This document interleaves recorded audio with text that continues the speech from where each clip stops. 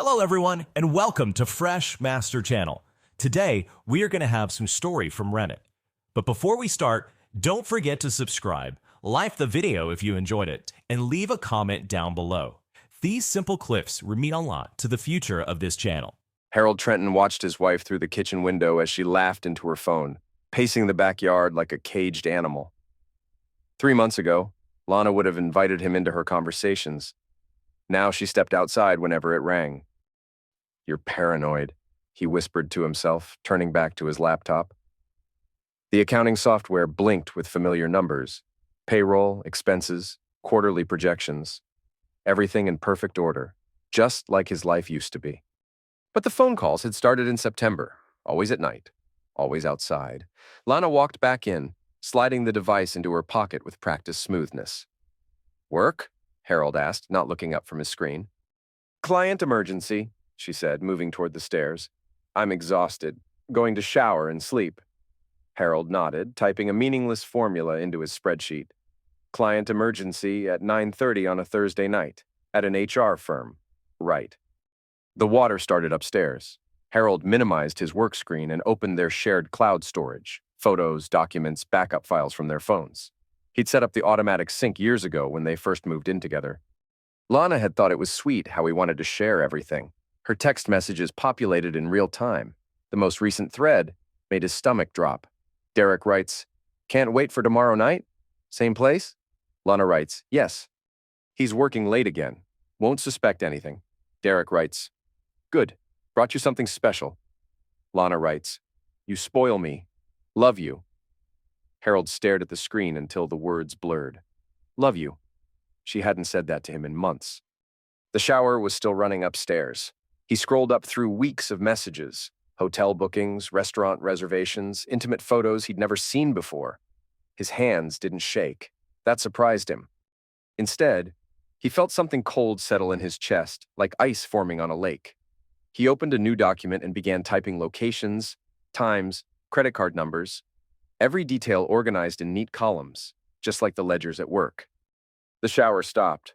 Harold closed the laptop and went back to his spreadsheet, fingers moving automatically across the keyboard. When Lana came down in her robe, he looked up with the same tired smile he'd worn for 15 years. "How was your day?" he asked. "Long," she said, not meeting his eyes. "I'm going to bed early. Sleep well." She paused at the bottom of the stairs. For a moment, Harold thought she might say something real. Instead, she just nodded and disappeared upstairs. Harold waited until he heard their bedroom door close, then opened the laptop again. Derek Banner, Senior Vice President at Pinnacle Tech Solutions, Lana's company. Married, 2 kids, drives a black Tesla Model S. Harold pulled up the employee directory and found Derek's photo. Square jaw, expensive suit, the kind of confident smile that belonged in corporate headshots. Everything Harold wasn't. But Harold had something Derek didn't: access to Pinnacle's financial systems. 3 years ago, when Lana started at Pinnacle, they'd needed help setting up their expense tracking software. Harold had spent 2 weekends configuring their database, creating user permissions, establishing backup protocols. He still had administrator access. He logged in and pulled Derek's expense reports. Dinner at Russo's, $93. Hotel room at the Marriott downtown, $247. Spa package for 2 at the Ritz-Carlton, $412. All charged to the company card as client entertainment. Harold smiled for the first time in weeks. Derek was stealing from his own company to fund the affair. Sloppy, arrogant, exactly what Harold would expect from someone who thought he was untouchable. But Harold wasn't ready to act yet. He needed more. He needed everything. Over the next 2 weeks, Harold became a different person. Not the Harold who asked how Lana's day went, or made her coffee in the morning, or pretended not to notice when she started showering before bed instead of after. This Harold was patient, methodical. He collected data like specimens in a lab. Lana's phone backed up every night at 2 a.m. Harold set his alarm for 2:15 and reviewed her messages, photos, call logs. He cross-referenced credit card statements with her location data. He mapped out their meeting places, their routines, their lies. She told Harold she was working late Tuesday nights for a new client onboarding project. She was actually at Derek's apartment in the warehouse district. She said she had girls' nights with her friend Julianne on Fridays. She was actually at different hotels with Derek, trying new places like it was a game. The most incriminating evidence came from Derek's company phone, which auto-synced to Pinnacle's cloud storage. Harold found photos of Lana in Derek's office after hours, wearing the black dress Harold had bought her for their anniversary. Videos of them in the conference room during lunch breaks. Audio recordings of them mocking Harold's boring job and pathetic social skills. He actually asked if I wanted to go to Dave & Buster's for our anniversary. Lana's voice crackled through Harold's headphones. Dave & Buster's. Like we're 12 years old. Derek's laughter sounded like a rich man's version of amusement. What did you tell him? I said I had to work late. Then I came here and you made me forget all about mini golf and chicken tenders. More laughter. Harold saved the file and added it to his growing archive. By early November, Harold had everything. 6 weeks of evidence, hundreds of photos, credit card fraud worth nearly $30,000. Detailed records of Derek using company resources for personal affairs, but he still wasn't ready. Harold needed Lana to feel safe, comfortable. He needed her to get sloppy and make bigger mistakes. So he became the perfect husband again. He cooked her favorite meals. He bought flowers on random Tuesdays. He suggested weekend trips to places they'd never been. You're being so sweet lately, Lana said one night, cutting into the salmon he'd prepared. What's the occasion? Can't I just appreciate my wife? Harold asked, refilling her wine glass. She smiled, but it didn't reach her eyes. Of course, it's just different. Different how? I don't know. You seem happier lately. More confident. Harold was happier. For the first time in months, he had a purpose, a plan. He was 3 moves ahead of everyone else in the game, and they didn't even know they were playing. Maybe I'm just grateful for what we have, he said. Lana's smile faltered for just a second. Yeah, me too. That weekend, Harold suggested they update their financial planning, joint savings account, retirement funds, emergency reserves. Lana signed the papers without reading them, trusting Harold to handle the boring details like she always had. What she didn't know was that Harold had moved everything into individual accounts with his name only. Their joint savings, $43,000, was now scattered across 3 different banks in Harold's personal portfolio. The retirement account had been transferred to a self-directed IRA that Lana couldn't access without his signature. She'd find out eventually, but by then it would be too late. Harold also opened accounts she didn't know about. Business checking for his consulting work, investment portfolios in his name only. Even a safety deposit box at a bank across town where he stored printed copies of everything. Photos, messages, financial records, legal documents. The preparation phase was almost complete. Harold just needed one more piece of the puzzle. Seth Lansing worked in Harold's office as a part-time intern while finishing his accounting degree. 22 years old, quiet, observant. The kind of person who noticed things but didn't gossip about them. Seth, Harold said one Tuesday morning, can I ask you something? Sure, Mr. Trenton. If someone was stealing from their company, hypothetically, how would you prove it? Seth glanced around the empty office. Well, what kind of stealing? Credit card fraud, fake expense reports, using company resources for personal benefit. Hypothetically? Seth asked with a slight smile. Hypothetically, you'd need documentation. Bank records, receipts, testimony from witnesses. The more evidence, the stronger the case. Why? Harold shrugged. Just curious. I've been reading about corporate fraud cases. Seth nodded, but Harold could see the wheels turning. Seth was smart. He'd figure it out eventually, but Harold didn't mind. He might need an ally before this was over. The following Friday, Harold put his plan into motion. He called in sick to work, a rare occurrence that wouldn't raise suspicion. Instead of staying home, he drove to Pinnacle Tech Solutions and parked across the street. At 11:30 a.m., he watched Derek's Tesla pull out of the parking garage. Harold had been tracking Derek's movements for weeks. Every Friday, Derek left work early for client meetings that were actually trips to his apartment with Lana. They'd spend the afternoon together, then Derek would return to the office around 4 p.m. to maintain appearances. Harold waited 15 minutes, then walked into Pinnacle's lobby like he belonged there. I'm here to see Derek Banner, he told the receptionist. I'm Harold Trenton, Lana's husband. Derek asked me to drop off some financial documents. The receptionist smiled. Oh, Mr. Trenton, Lana talks about you all the time. I think Derek stepped out, but I can get someone from his team. Actually, he said to just leave everything on his desk. Company policy stuff, pretty boring. Of course, Fifth floor, corner office. You need a visitor badge? That would be great. Harold rode the elevator to the fifth floor, badge clipped to his jacket like he was just another businessman handling routine paperwork. Derek's office was exactly what he'd expected. Floor-to-ceiling windows, leather furniture, awards and certificates covering one wall. Harold didn't waste time. He plugged a USB drive into Derek's computer and ran the data extraction software he'd downloaded earlier. 47 minutes to copy Derek's entire hard drive. While he waited, Harold placed a small recording device under Derek's desk and another inside the air vent above his chair. The USB finished copying. Harold pocketed the drive and left a manila envelope on Derek's desk with "Confidential" written across the front. Inside was a single sheet of paper with a message typed in standard business font. Your services are no longer required. Derek would assume it was a prank or mistake from another department. He'd probably throw it away without thinking twice. But Harold would have it on camera when Derek read it, and that footage might be useful later. Harold left Pinnacle feeling electric. 6 months ago, he was a boring accountant who got excited about quarterly reports. Now he was dismantling people's lives with the precision of a surgeon. He stopped at a hardware store and bought more surveillance equipment, wireless cameras, audio recorders, GPS trackers. Everything legal to own, everything useful for gathering information. That evening, Lana came home with Chinese takeout and a guilty smile. "Sorry I'm so late," she said, unpacking containers on the kitchen counter. "Julianne needed to talk through some personal stuff." Harold nodded, helping her serve the food. He'd watched Julianne leave work at 3 p.m. and spend the afternoon shopping at Target. Lana had been at Derek's apartment until 20 minutes ago.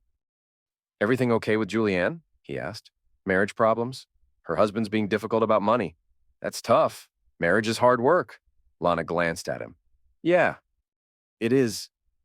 They ate dinner in comfortable silence, both lost in their own thoughts. Harold was calculating timelines and evidence chains. Lana was probably thinking about Derek's hands on her skin or whatever lies she'd tell Harold next week.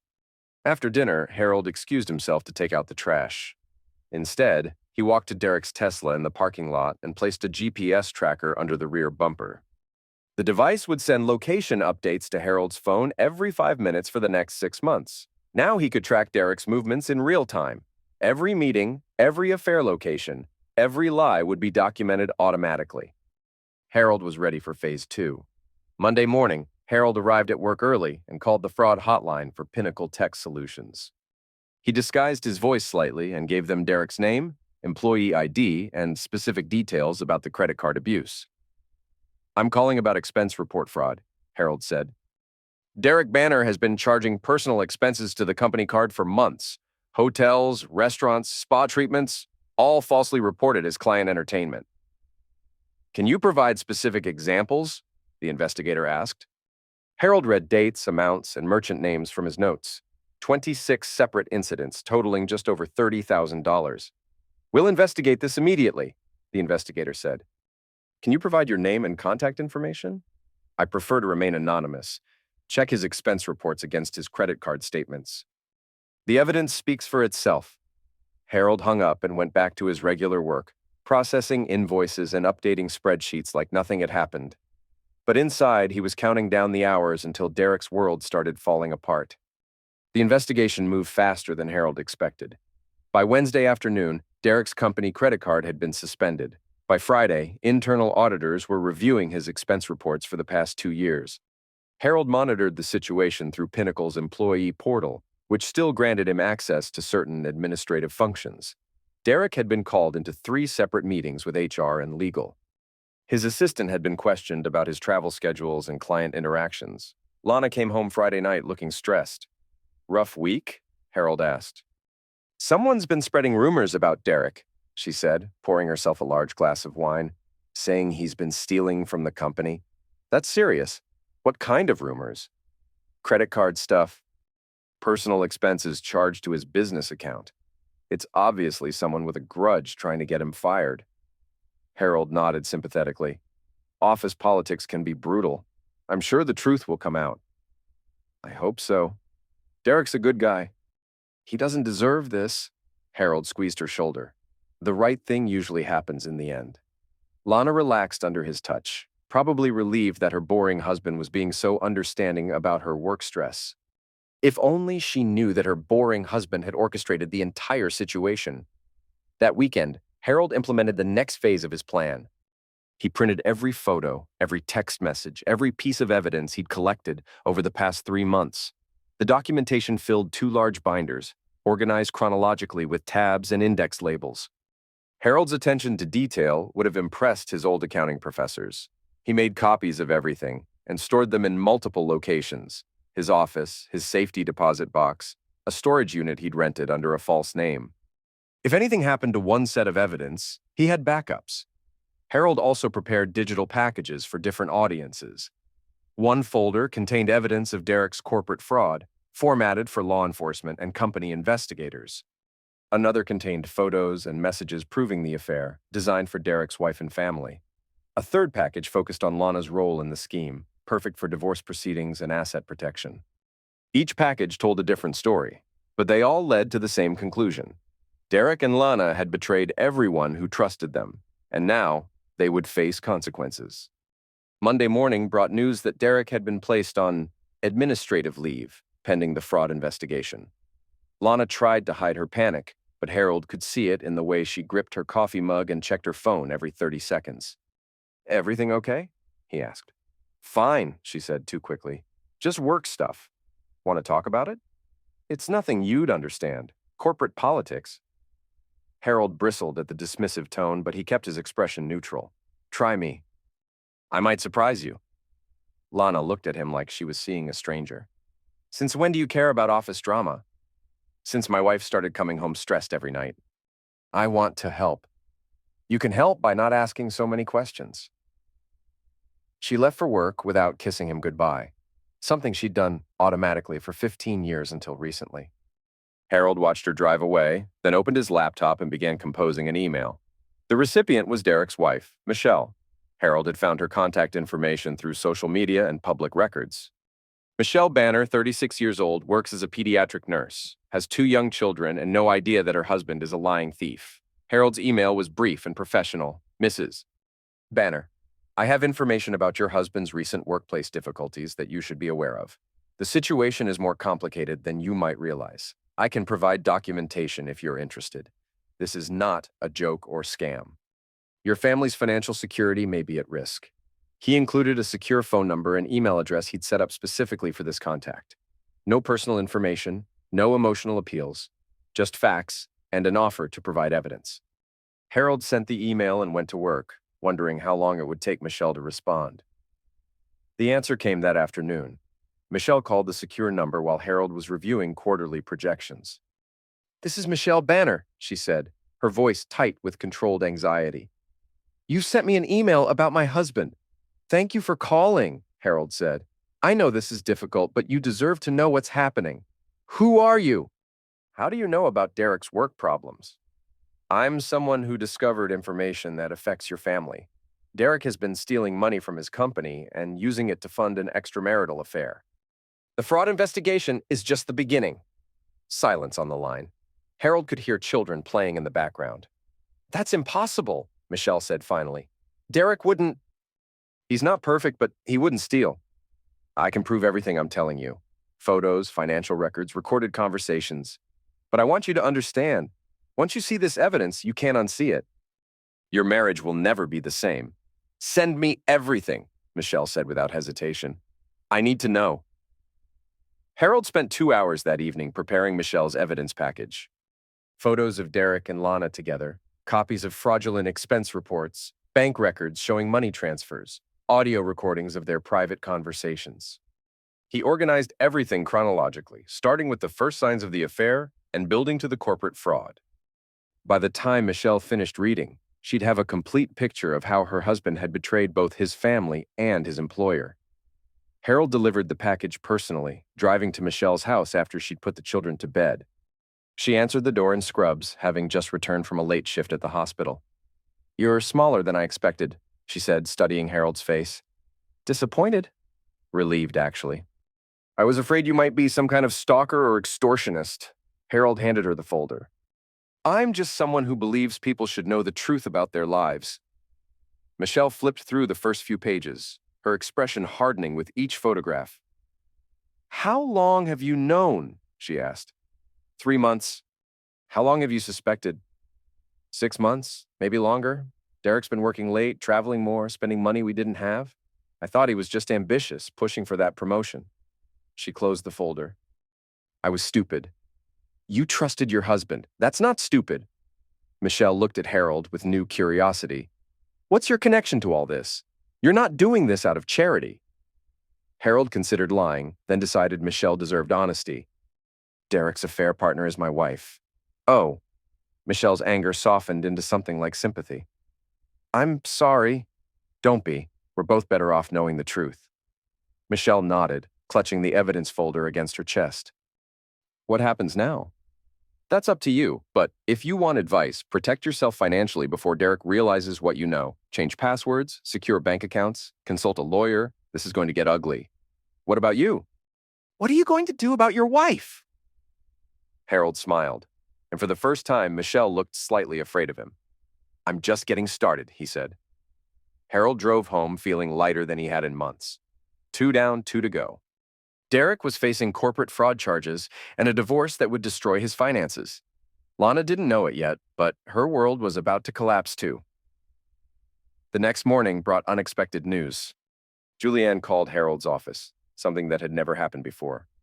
Harold? It's Julianne Pierce, Lana's friend.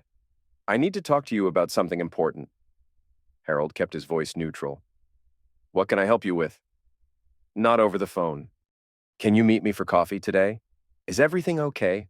Please, Harold, it's about Lana. They met at a small cafe near Harold's office. Julianne looked nervous, constantly checking her phone and glancing around like she expected someone to be watching. Thank you for meeting me, she said. I wasn't sure you'd come. You said it was about Lana. Julianne stirred her coffee unnecessarily. She's in trouble, Harold. Big trouble. What kind of trouble? The kind that could ruin her life. And maybe yours too. Harold leaned back in his chair, studying Julianne's face. She was scared, but not of him. She was scared of something else, something bigger. I'm listening, he said. Lana's been having an affair, Julianne said in a rush. With her boss, Derek, for months. They've been stealing money from the company to pay for hotels and trips and expensive dinners. Derek's already been suspended, and they're going to arrest him soon. Harold nodded calmly. That's terrible. Why are you telling me this? Because Lana's planning to blame everything on Derek. She's going to say he coerced her, that she was a victim. She's already been talking to lawyers about how to protect herself. Protect herself from what? From the fraud charges? From the divorce? From losing everything? Julianne leaned forward, lowering her voice. Harold, she's planning to take you for everything you're worth. The house, the savings, your retirement fund. She thinks you're too weak to fight back. Harold felt that familiar ice forming in his chest. And you're telling me this because I'm tired of being used. Lana's been making me lie for her, cover for her, help her deceive you. I thought it was just girl code, helping a friend through a rough patch. But this isn't friendship. It's conspiracy. Harold sipped his coffee, processing this new information. Julianne wasn't just Lana's accomplice. She was also her potential weakness, someone with inside knowledge who could be turned against her.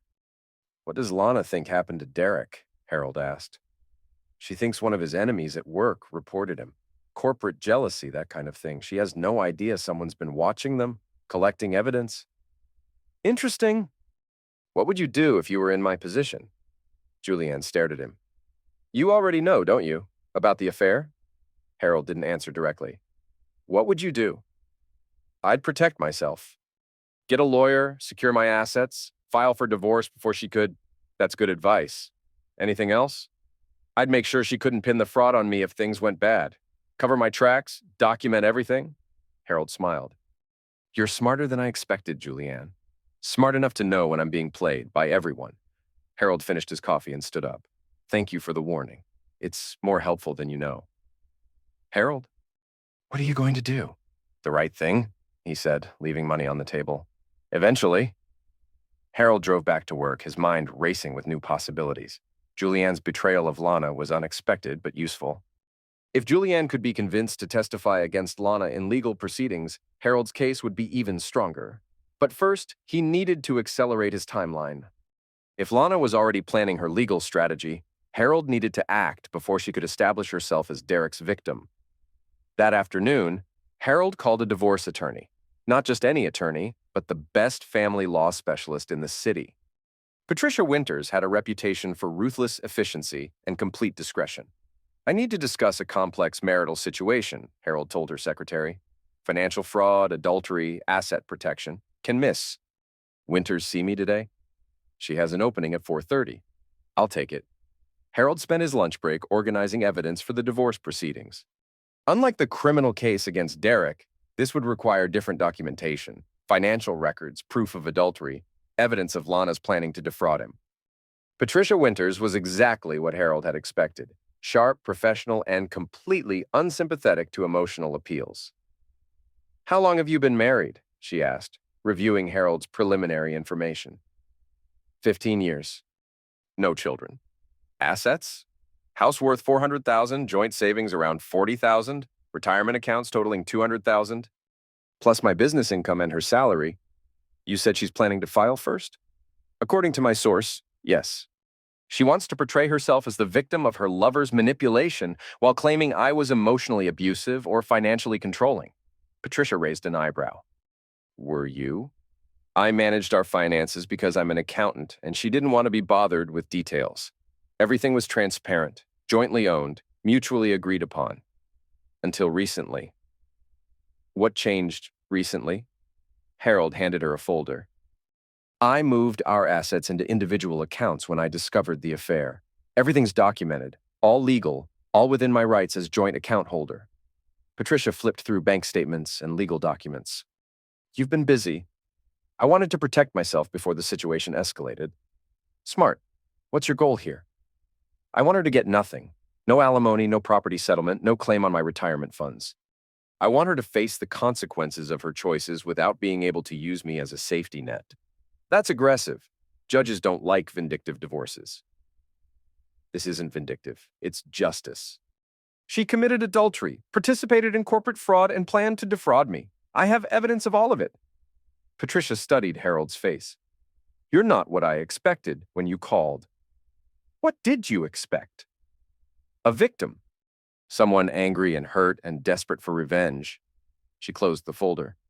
But you're not a victim, are you? Harold smiled. Not anymore. They spent the next hour planning Harold's legal strategy. File first before Lana could establish her narrative. Request immediate asset protection based on evidence of fraud planning. Demand full financial disclosure while providing selective evidence of Lana's misconduct. This will get ugly, Patricia warned. She'll fight back hard once she realizes what's happening. I'm counting on it, Harold said. The harder she fights, the more desperate she'll look. And desperate people make mistakes. Harold left Patricia's office feeling like he was finally in control of his life again. For months, Lana and Derek had been playing games with his marriage, his trust, his future. Now it was his turn to play. That evening, Lana came home looking exhausted. Derek's suspension had been extended indefinitely, and the company was conducting interviews with every employee who'd worked with him. They questioned me today, she told Harold over dinner. About Derek's expense reports, his client meetings, his work schedule. That must have been stressful. They made it sound like I was involved somehow, like I knew what he was doing and didn't report it. Harold cut his steak carefully. Did you know? Of course not. How would I know about his expense reports? You worked closely with him, didn't you? Attended client meetings, traveled together sometimes? Lana's fork paused halfway to her mouth. Why are you asking me that? Just curious. If they're questioning everyone who worked with Derek, they must be looking for patterns. People who might have witnessed something suspicious. I never witnessed anything suspicious. Harold nodded. I'm sure you told them that. Yes, I did. Good, the truth is always the best defense. Lana finished eating in silence, probably wondering why Harold was suddenly interested in her work situation. She didn't know that Harold had already provided the investigators with evidence of her involvement in Derek's fraud scheme. Anonymous tips were a beautiful thing. Harold had called Pinnacle's ethics hotline 3 times in the past week, each time from a different phone, each time providing specific information about Lana's role in Derek's misconduct. Lana had attended the fake client meetings. She'd signed off on fraudulent expense reports as Derek's departmental liaison. She'd even used Derek's company credit card for personal purchases, thinking the transactions would be hidden in his account. Harold had photos of her using the card at restaurants and shops. He had copies of her digital signature on expense reports that were clearly fraudulent. He had recorded conversations where she discussed using company resources for personal benefit. The investigators would find all of this evidence eventually, but Harold was helping them connect the dots faster. Friday morning brought the news Harold had been waiting for.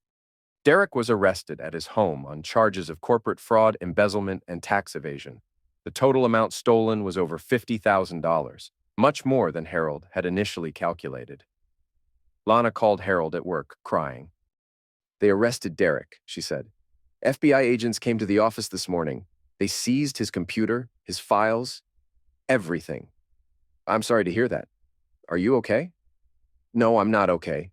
They're saying he might go to prison for 10 years. 10 years, Harold.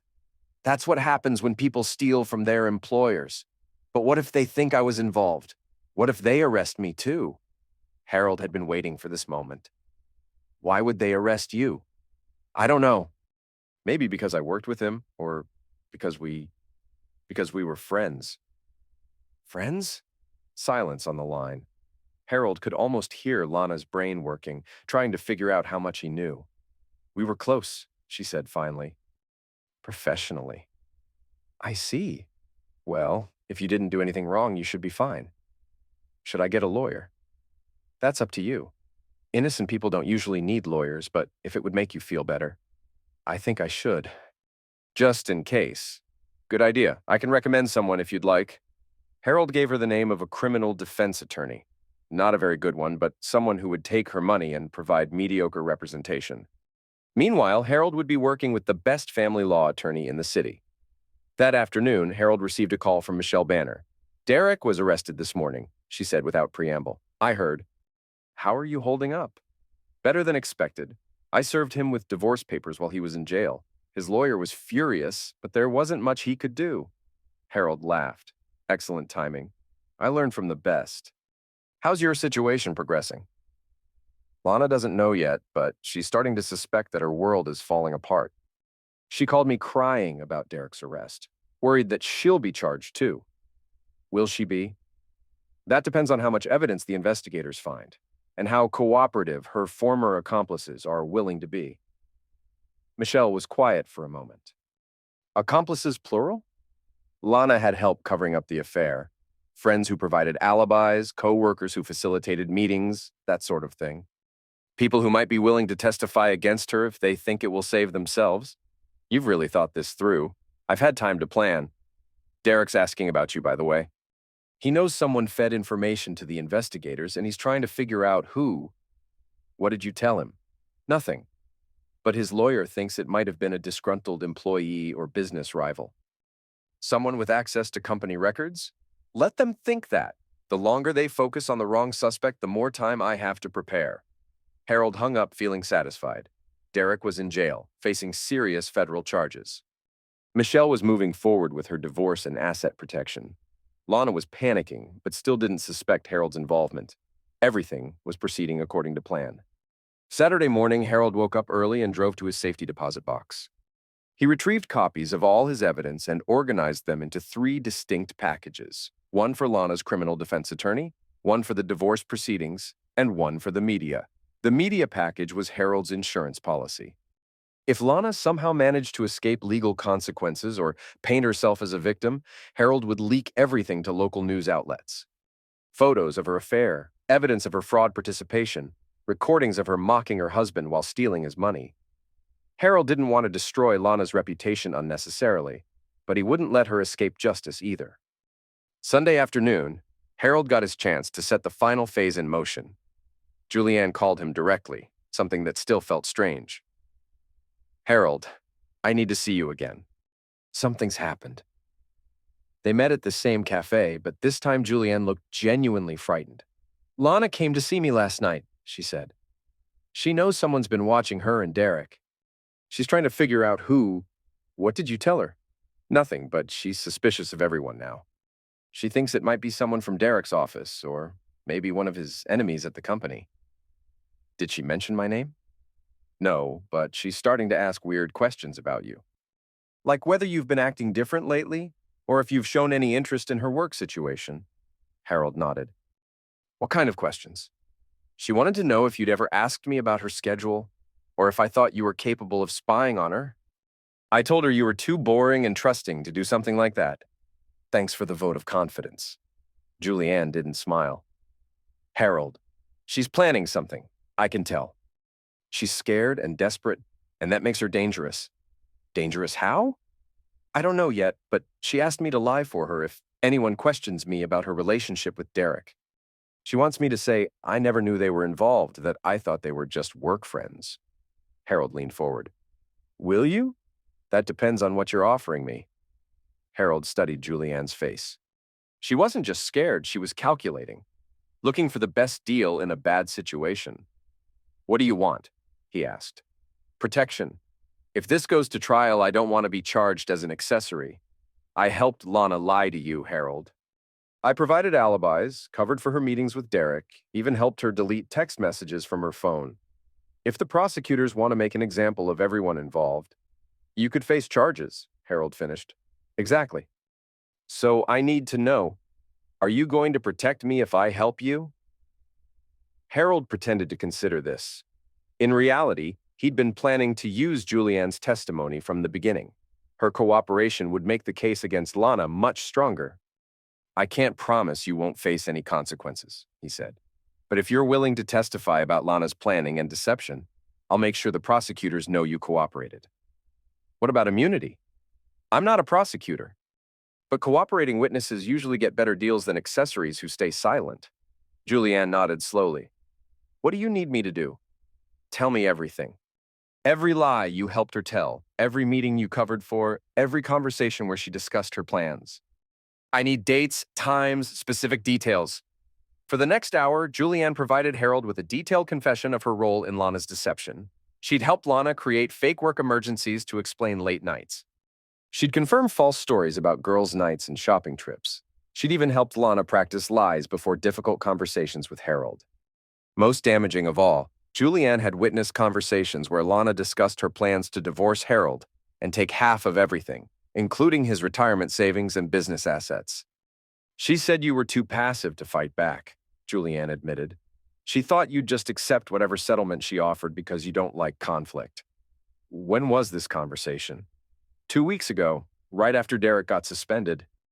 She was panicking about money and started talking about her backup plan. Harold recorded everything on his phone with Julianne's permission. By the end of their meeting, he had enough evidence to prove that Lana's affair wasn't just adultery. It was part of a calculated plan to defraud him. That evening, Harold had dinner ready when Lana came home. Grilled chicken, roasted vegetables, her favorite wine. Everything perfect, just like the old days. You're being so sweet lately, Lana said, settling into her chair. I feel terrible that I've been so stressed and distracted. You've been dealing with a lot at work, I understand. It's more than that, though. This whole situation with Derek has me thinking about our marriage, our future together. Harold kept his expression neutral. What about our future? I love you, Harold. I know I haven't been the best wife lately, but I want to work on that. I want us to be happy again. I want that too. Lana reached across the table and took his hand. Maybe we should go away together. A long weekend somewhere nice, away from all this drama. What do you think? Harold squeezed her fingers gently. That sounds wonderful. Where would you like to go? Somewhere we've never been. Maybe the mountains? We could rent a cabin, disconnect from everything, just focus on each other. I'll look into it, Harold promised. But he wouldn't be booking any romantic getaways. Harold had recognized the desperation in Lana's voice, the calculated affection in her touch. She was trying to secure his loyalty before her world collapsed completely. Too late for that. Monday morning brought news that made Harold's coffee taste even better. Lana had been called in for questioning by federal investigators. Not as a witness this time, as a potential co-conspirator. She called Harold from the parking lot outside the FBI field office. They think I helped Derek steal the money, she said, her voice shaking. They have evidence that I used his company credit card, that I signed expense reports, that I knew about the fake client meetings. What did you tell them? The truth. That I didn't know Derek was stealing. That I thought everything was legitimate company business? Harold almost laughed. Even now, even facing federal charges, Lana was still lying to him. Did they believe you? I don't know. They kept asking about my relationship with Derek, about personal trips and dinners. They made it sound like we were having an affair. Were you? The question hung in the air like a loaded tool. Harold had never asked directly before, and Lana clearly wasn't prepared for it. Of course not, she said finally.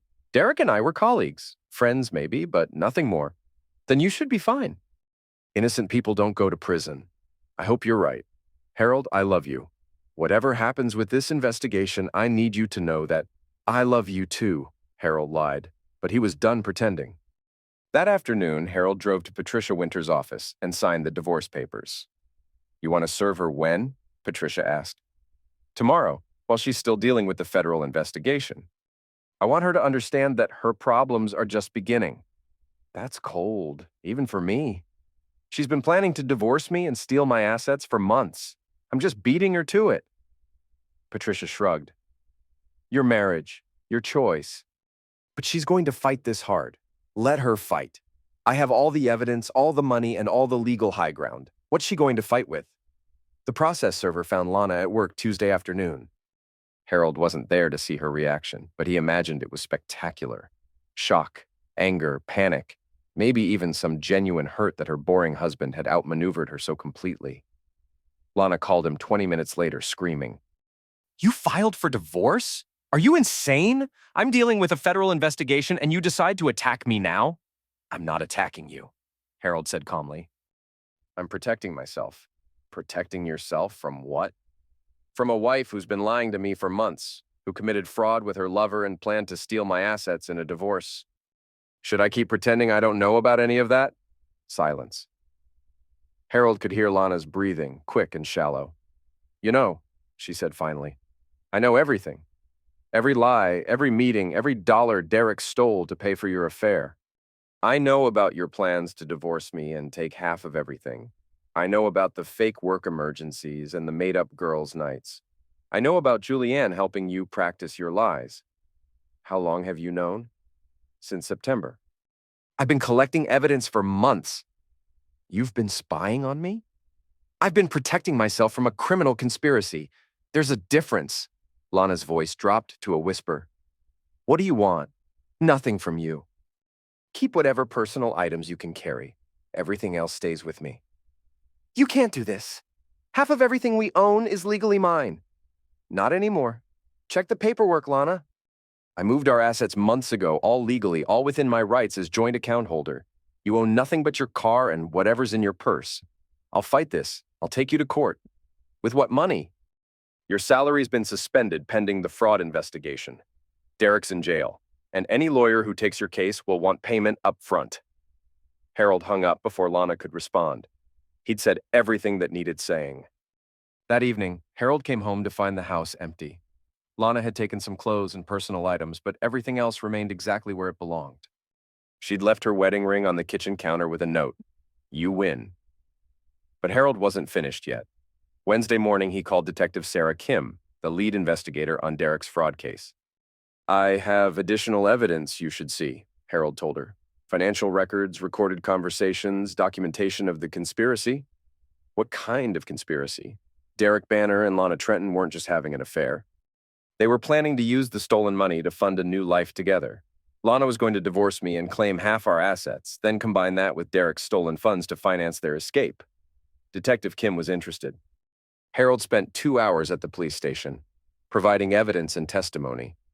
By the end of the meeting, Lana had been upgraded from potential witness to active suspect. Thursday afternoon, Lana was arrested at her temporary apartment. Harold watched the news coverage from his office, feeling something that might have been satisfaction if it weren't so cold. The local news portrayed it as a dramatic corporate fraud case. Executive and subordinate stealing company funds to finance their affair, betraying spouses and employer alike. Harold was mentioned as the victim's husband, a boring accountant who'd helped investigators uncover the conspiracy. Boring, if only they knew. Friday evening, Harold got a call from an unknown number. This is Lana. I get one phone call. I'm listening. I need you to bail me out. Please, I can't stay in here. Why would I do that? Because somewhere under all this anger, you still love me. We were married for 15 years, Harold. That has to mean something. Harold considered hanging up. Instead, he decided to give Lana a gift. The truth. I did love you, he said. For 15 years, I loved you more than my own life. I would have done anything for you, given you anything you wanted. All you had to do was ask. Harold, but you didn't ask. You lied. You cheated. You stole from me and planned to destroy me. You turned our marriage into a crime scene. I made mistakes. I can change.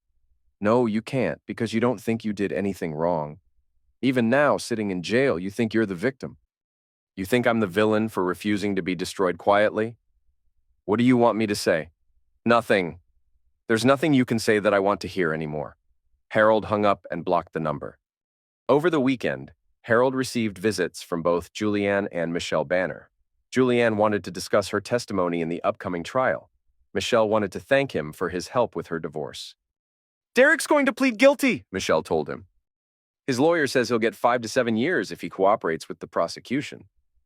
What about Lana? Her lawyer's pushing for a plea deal too, but the prosecutors want her to testify against Derek first. Apparently, they think she was more involved than Derek claimed. Harold nodded. Derek was probably trying to minimize Lana's role to protect her, not knowing that she'd thrown him under the bus months ago in her conversations with Julianne. How are you handling everything? Harold asked. Better than I expected. The divorce should be final next month, and I'll get most of our assets since Derek can't claim property bought with stolen money. The kids are adjusting, and honestly, we're all relieved he's gone. Any regrets? Michelle considered this. I regret not seeing it sooner, but I don't regret ending it. What about you? No regrets at all. Monday morning brought news that Lana had been denied bail. Flight risk, the judge ruled. Too many assets hidden, too many lies told, too much evidence of planning to evade consequences. Harold's divorce proceeded smoothly. With Lana in jail and unable to afford competent legal representation, her court-appointed attorney advised her to accept Harold's settlement offer. She would receive nothing except her personal belongings and whatever remained in her individual checking account, approximately $1,200. The house, the savings, the retirement funds, Harold's business assets, everything stayed with him. 15 years of marriage dissolved into paperwork and signatures. 3 months later, Harold sat in a federal courthouse watching Lana's sentencing hearing. She'd pleaded guilty to conspiracy to commit fraud, embezzlement, and tax evasion. The prosecutor recommended 4 years in prison. Her lawyer asked for probation and community service. The judge split the difference, 3 years in federal prison, followed by 2 years of supervised probation and full restitution of stolen funds. Lana turned to look at Harold before the bailiff led her away. Her expression wasn't angry anymore, just empty, defeated. She'd finally understood that her boring husband had outplayed her completely. Harold felt nothing watching her leave the courtroom. No satisfaction, no regret, no lingering love or hatred, just the quiet contentment of a ledger finally balanced. Outside the courthouse, Julianne was waiting for him. How do you feel? She asked. Like I can start living my life again? Any plans? Harold smiled, thinking about the investment opportunities he'd been researching, the business partnerships he'd been considering, the trips he'd been planning. I'm thinking about buying a boat, he said. 6 months later, Harold was sitting on the deck of his new cabin cruiser, watching the sunset over Lake Erie. The boat was beautiful, 42 feet of polished wood and gleaming brass, with enough space for entertaining or solitary cruising. He'd named it Folded Ledger. His phone buzzed with a text from Seth, who was now Harold's business partner in a consulting firm that they'd started together. New client wants to meet tomorrow. Fraud investigation case. Interested? Harold typed back, always happy to help people find the truth. He poured himself a glass of wine and opened his laptop. 3 new emails from potential clients, all dealing with financial investigations. Word was spreading that Harold Trenton was very good at uncovering hidden assets and corporate misconduct. It seemed he'd found his calling. Harold closed the laptop and watched the sun disappear behind the horizon. Tomorrow, he'd go back to his new office, help new clients solve their problems, build his growing business. But tonight, he was exactly where he wanted to be. Alone on his boat, master of his own life, accountable to no one but himself. The old Harold would have felt guilty about destroying so many lives. The new Harold understood that he hadn't destroyed anything. He'd simply revealed what was already broken. Derek was serving 6 years in federal prison. His wife had divorced him. His children barely remembered his name. Justice.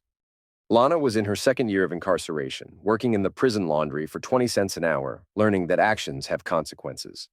Justice. Julianne had received immunity in exchange for her testimony and moved to another state to start over. She sent Harold a Christmas card every year with no return address. Probably justice, though Harold didn't much care either way. And Harold? Harold had his boat, his business, his freedom, and his self-respect. He'd learned that boring accountants could be more dangerous than anyone suspected if they were patient enough and smart enough to play the long game. The stars came out over the lake, reflecting on the dark water like scattered diamonds. Harold finished his wine and went below deck to his comfortable cabin, where everything was exactly as he'd arranged it. Perfect order. Complete control. No lies, no deception, no one plotting against him in the shadows. Harold Trenton slept better than he had in years.